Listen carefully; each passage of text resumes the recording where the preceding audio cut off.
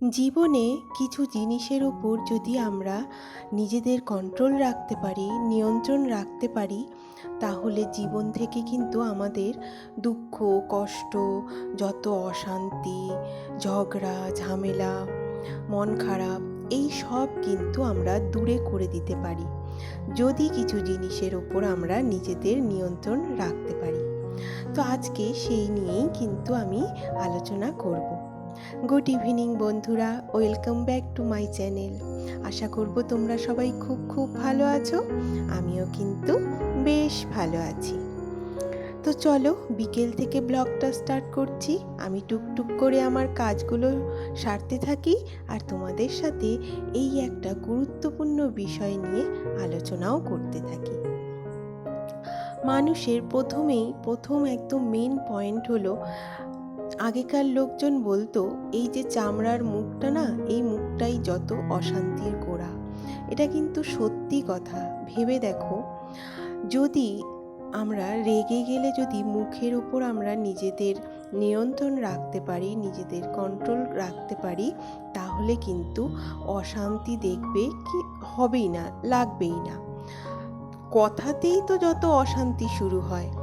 এর কথা ওর মনে লাগলো, কথা দিয়েই মানুষকে আঘাত করা হয়, কথা দিয়েই মানুষকে ঘায়েল করা হয়, কথার জন্যই মানুষ যত কষ্ট পায়। কথা দিয়েই কাউকে কষ্ট দেওয়াও যায়, আবার কথার জন্যে যদি কেউ কষ্ট পায়, কথার জন্যেই পায়। তো আমরা রেগে গেলে যদি এই মুখটার ওপরে আমরা একটু নিজেদের নিয়ন্ত্রণ রাখতে পারি, তাহলে কিন্তু দেখবে আমাদের জীবন থেকে অশান্তি অনেকাংশেই কমে গেছে, দূরে চলে গেছে। আর হচ্ছে অহংকারের ওপর, যার টাকা বেশি থাকলে, শুধু টাকা না, কারো রূপের অহংকার, কারো গুণের অহংকার, কারো টাকার অহংকার, অনেক রকমের অহংকার।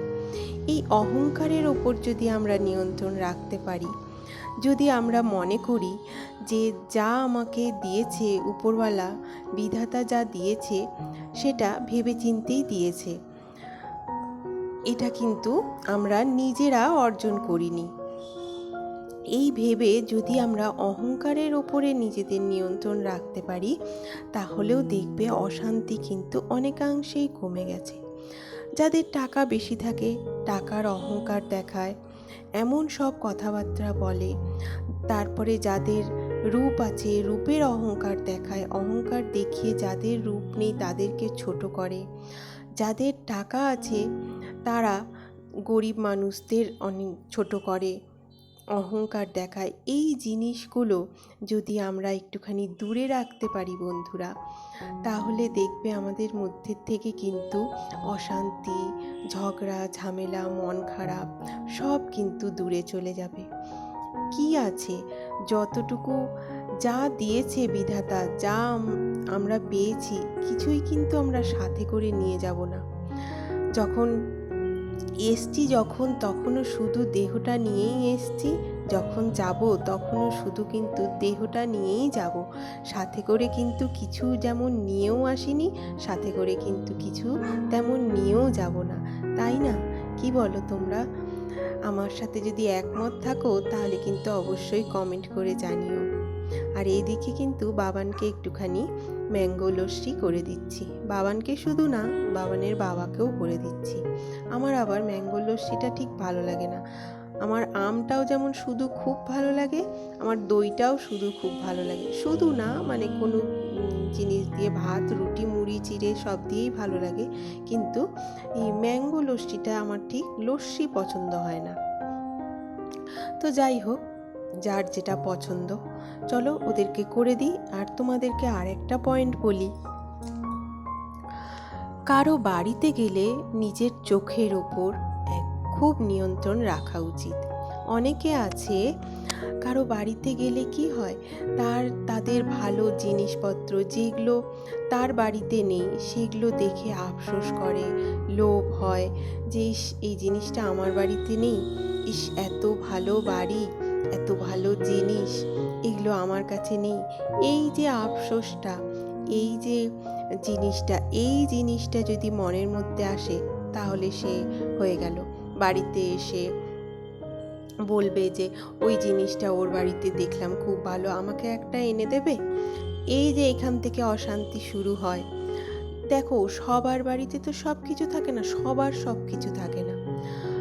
আমার বাড়িতে যা আছে তা ওর বাড়িতে নেই, ওর বাড়িতে যা আছে আমার বাড়িতে নেই। হয়তো কারো কারো বাড়িতে, আমার বাড়িতেও যেটা আছে ওর বাড়িতেও আছে। যেটা তোমাকে দিয়েছে সেটা নিয়ে যদি সন্তুষ্ট থাকো, সেটা নিয়ে যদি সুখে থাকো, তাহলে দেখবে কোনো অশান্তি, কোনো ঈর্ষা, হিংসা, লোভ, আশা, আকাঙ্ক্ষা এইসব আসবে না। আর এই সবই হচ্ছে যত অশান্তির মূলে, জানো তো বন্ধুরা। এই সব থেকে যদি দূরে রাখতে পারো নিজেদেরকে, তাহলে কিন্তু সমস্ত রকম অশান্তি, সমস্ত রকম মন খারাপ থেকে দূরে থাকতে পারবে। তাই কারো বাড়িতে গেলে, কোথাও গেলে নিজের চোখের ওপরে একটু নিয়ন্ত্রণ রেখো। যে ওই জিনিসটা দেখলে ভালো লেগেছে, ঠিক আছে, মন ভরে দেখো, কিন্তু দেখলাম আর সেটা আমার বাড়িতেও দরকার, এই জিনিসটা মনের মধ্যে যেন না আসে। এই জিনিসটা আসলেই কিন্তু অশান্তির গোড়া চলে আসবে। তারপরে দেখো, আমার সন্ধে দেওয়াও হয়ে গেল। এখানে একটুখানি আমি কর্পূরদানির মধ্যে কর্পূরটা দিয়ে দিচ্ছি, মশাও চলে যাবে। আর এত সুন্দর সুগন্ধে, এত এত পজিটিভিটি আসে এই কর্পূরের গন্ধে। আর জানো তো, কর্পূরের গন্ধ নাকে নেওয়াও খুব ভালো, ভেতরের অনেক রোগ জীবাণু দূর করে। আর কর্পূর নাকে গেলে, চোখে গেলে, জানো তো রাত্রে খুব সুন্দর নাকি ঘুম হয়। এটা আমি জানতাম না। বলে রাতে নাকি খুব ভালো ঘুম হয় কর্পূর যদি আমাদের নাকে, মুখে, চোখে এই ধোঁয়াটা ঢোকে। তো ওই জন্য দিয়ে দিলাম। তারপরে একটুখানি মুসলি দিয়ে দিলাম বাবানকে। তারপরে আমি পড়াতে চলে এসেছি। তারপরে চলো আরও তোমাদেরকে কয়েকটা পয়েন্ট বলা যাক। ওই যে বললাম না, অন্যের সম্পত্তি দেখে লোভের উপরে নিয়ন্ত্রণ রাখতে হবে। ওই যে এক্ষুনি যেই কথাটা বললাম, ওর অনেক কিছু আছে, ওর গাড়ি আছে, ওর বাড়ি আছে, ও কি সুন্দর একটা গয়না পরে জানো তো। এসেই ব্যাস বরকে বলতে শুরু করলো। অনেককে দেখেছি আমি যে ও কি সুন্দর হারটা পরে, ও কি সুন্দর একটা শাড়ি পরেছে, ওই শাড়িটা আমাকে দেবে। কেন? তোমার নিজের ইচ্ছে তুমি বলো না যে একটা আমাকে ভালো শাড়ি দিও, বা একটা আমাকে এই গয়নাটা গড়িয়ে দিও।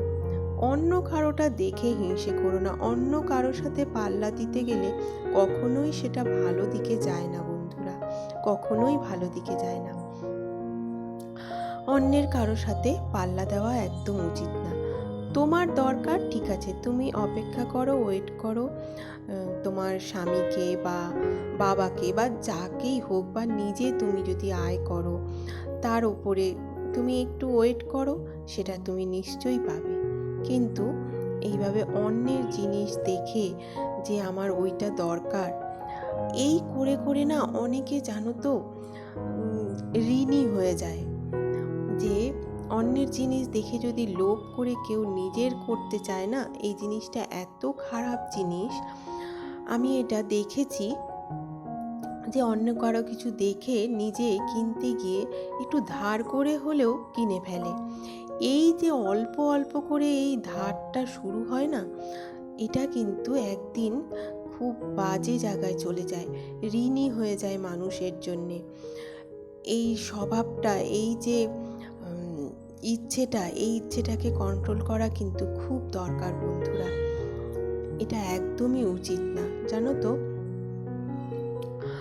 তারপরে হচ্ছে কথা বলতে গিয়ে নিজের গোপন বিষয়ের উপর নিজের গোপন কথা বলে ফেলা। মানে অনেকে আছে কথা বলতে বলতে এতই ইমোশনাল হয়ে যায়, এতই ইমোশনাল ঠিক বলবো না, এতই কি বলবো, আর কিছু মাথায় থাকে না তার। বলতে বলতে এমন হয়ে যায় যে নিজের গোপন কথা বা এমন কিছু কথা যেটা তাকে বলা উচিত না, যেটা বাইরে কাউকে বলা উচিত না, কিন্তু মুখে চলে আসে। এটা কিন্তু অনেক অনেকের হয়, আমার মানে রিলেটিভের মধ্যে আছে, কথা বলতে বলতে তার হুঁশ থাকে না যে সে কি বলছে, নিজের গোপন কথাও বলে ফেলে। নিজের গোপন কথা খুব সাবধানে বন্ধুরা, সবাইকে বলতে যেও না। এমন কেউ থাকে যেটা গোপন কথাও বলা যায়, কিন্তু কথা বলতে বলতে গল্পের ছলে মানে নিজেদের গোপন কথা যদি বলে ফেলো, সেইটা নিয়ে কি হবে বলো তো? পরে কিন্তু তোমাকে পস্তাতে হবে। তখন তুমি তো বলে ফেললে, তখন হয়তো কিছুই হলো না, কিন্তু পরে ওইটা নিয়ে তোমাকে কথা শুনতে হতে পারে, ওইটা নিয়ে তোমাকে কেউ আঘাত দিতে পারে, পরে ব্ল্যাকমেল করতে পারে। তাই নিজের মুখের ওপর কিন্তু একদম কন্ট্রোল রাখা খুব দরকার। কখনো গোপন বিষয়ে কথা বলতে বলতে আবেগে ইমোশনে এসে গোপন কথা কিন্তু কাউকে বলা উচিত না। খুব খেয়াল রেখে, ওই জন্য কি বলতো, বেশি বক বক করারই দরকার নেই। যত বেশি বক বক করবে তত সমস্যা তৈরি হবে। গল্প করো ঠিক আছে, বেশি কথা বললে এই জিনিসটা হয়, মানে কি বলছে তার হুঁশ থাকে না, ভেবে চিনতে বলে না। আর যারা কম কথা বলে তারা কিন্তু ভেবে চিনতে কথা বলে, যারা বেশি কথা বলে তারা কিছু ভেবে চিনতে কথা বলে না, যা মনে আসে তখন যা মনে আসে মুখের মধ্যে বার করে দেয়, পরে সেটা নিয়ে কিন্তু তাকে পস্তাতে হয়। তাই নিজের মুখের ওপর কন্ট্রোল রেখো বন্ধুরা। তো দেখো, তোমাদের সাথে কথা বলতে বলতে কিন্তু আমার কাবলি ছোলার ঘুগনি আর রুটি হয়ে গেল। তো চলো, গরম গরম রুটি আর ঘুগনি খেয়ে নিই। আমার তো মুড়ি দিয়ে খুব ভালো লাগে, আমি একটা রুটি খেয়ে হয়তো একটুখানি মুড়িও খেতে পারি, কারণ আমার ঘুগনি মুড়ি অসাধারণ লাগে। তোমাদের কার কার ঘুগনি মুড়ি ভালো লাগে একটু আমাকে জানিও তো। রুটি দিয়ে বেশি ভালো লাগে না মুড়ি দিয়ে ভালো লাগে, আমাকে জানিও। তো চলো আমরা খেয়ে দিয়ে নিই, তারপরে দেখি আর কি কি কাজ বাকি আছে। তো আমার কথাগুলো কেমন লাগলো, আমার কথাগুলো যদি মেনে চলো বন্ধুরা, দেখবে তোমরা, সত্যি বলছি, উপকার পাবেই পাবে, একদম বলছি উপকার পাবেই পাবে। আমি এই জিনিসগুলো মেনে চলার পর থেকে না অনেক উপকার পেয়েছি, ওই কারণেই তোমাদের বলছি, সত্যি বলছি অনেক উপকার পেয়েছি। তো তারপরে দেখো, একটুখানি আমি এইবার সংসারের সমস্ত কাজবাজ করেছি, এখন একটুখানি নিজের চর্চা করে নিই, নিজের শরীরের একটু যত্ন নিয়ে নিই। তো চুলটা আজকে ভালো করে একটুখানি আমি অয়েল ম্যাসাজ করে নিচ্ছি। এই তেলটা আমার নিজের হাতে বানানো, আমার চ্যানেলে ভিডিও দেওয়া আছে, হয়তো তোমরা কেউ দেখেছো, জানি না দেখেছো কি না। তো আমার নিজের হাতে বানানো এই তেলটা, আমার লাখ টাকা দিয়েও আমি কোনো তেল কিনে এর মতন উপকার আমি পাবো না। এত ভালো তেলটা, এত ভালো, মানে সব দিক দিয়ে, যেমন চুল ঝরে পড়া বন্ধ হয়, যেমন চুল সিল্কি হয়, গোছ হয়, তারপরে নতুন চুল গজায়, তারপরে হচ্ছে চুলটা হেলদি থাকে, খুব খুব ভালো সব দিক থেকে, কোনো চুলকানি ইরিটেশন কিচ্ছু হয় না। এত ভালো তেলটা, আমি তো এই তেলটা ছাড়া যেন ভাবতেই পারি না চুলের কথা। তো তারপরে একটুখানি দই আমি বসিয়ে নিই, আজকে যেহেতু ঘুগনি খেয়েছি মশলা টশলা দেওয়া, ওই কারণে কাউকেই দুধ দেব না, তো ওই জন্য পুরো দুধটা দিয়েই দই বসিয়ে দিই, কালকে দই খেয়ে নেব। আর বাকি যে শর্টটা পড়ে আছে, সেটা তো শর্টটা আমি জমিয়ে রাখি, তোমরা তো দেখেছো এর আগের ভিডিওতে আমি 1 বোতল ঘি বানিয়েছি, অসাধারণ হয়েছে ঘিটা, এত ভালো ফ্লেভার আসছে ঘিটা থেকে। তো এই যে শর্ট তুলে রেখে দিচ্ছি, আবার জমাচ্ছি, ওই বাটিটা ভরে গেলে তারপরে আবার ঘি করব। তারপরে হাত পা ধুয়ে কাপড় চোপড় ছেড়ে আমি ঠাকুর ঘরে চলে এসেছি, ঠাকুরের বিছানা পরিষ্কার করে দেব, বিছানা করে দেব, তারপরে আমাদের বিছানা করব। আর আমাদের শুতে দেরি আছে, বাবান এখন পড়বে, এমনি শুয়ে থাকবো। তো চলো, আজকের ভিডিও কিন্তু আমি এখানেই শেষ করছি, দেখা হচ্ছে নেক্সট ভিডিওতে। তোমাদের যদি একটু আমার ভিডিওটা ভালো লেগে থাকে তাহলে প্লিজ একটা লাইক দিও, আমার চ্যানেলটিকে সাবস্ক্রাইব করে আমার পাশে থেকো। আর যতদিন মানে আর এখন আমি এই ভিডিওটা আমি এখানেই শেষ করছি। তোমরা সবাই খুব ভালো থেকো, সুস্থ থেকো। দেখা হচ্ছে নেক্সট ভিডিওতে। Tata, bye bye, good night.